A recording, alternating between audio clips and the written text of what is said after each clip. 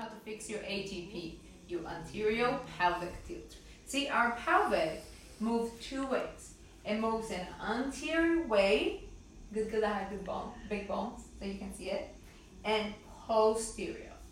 Again, anterior and posterior.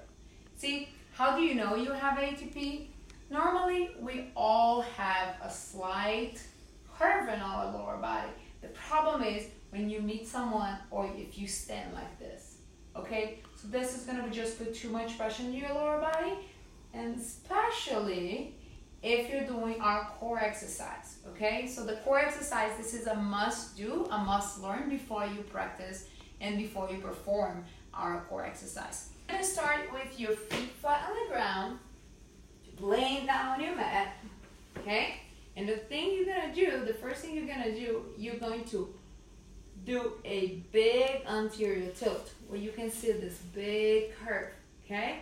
I have a coach and one of my mentors, he called this broken, unbroken. Broken, unbroken. So that's what you're gonna do. First exercise, you're going to overforce your ATP, okay? You're actually gonna feel a little bit.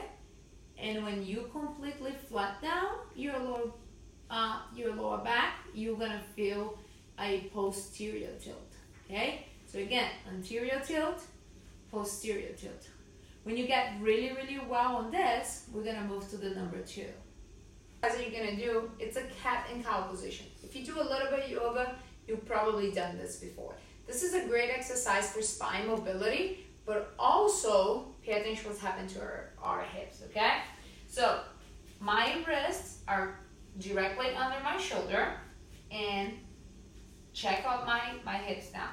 When I do the cat, look what's going on with my pelvic. See, this is my posterior tilt. And I do my cow, anterior tilt. So you're gonna go, inhale,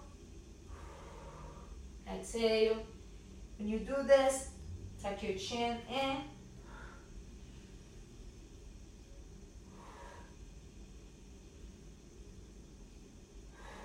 The third position is a little bit more difficult one to make sure you go to level 1 and level 2 first.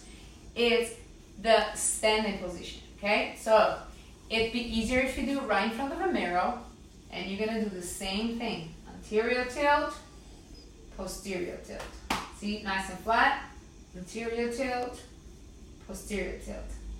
I have to be honest, it took me a little bit to get this.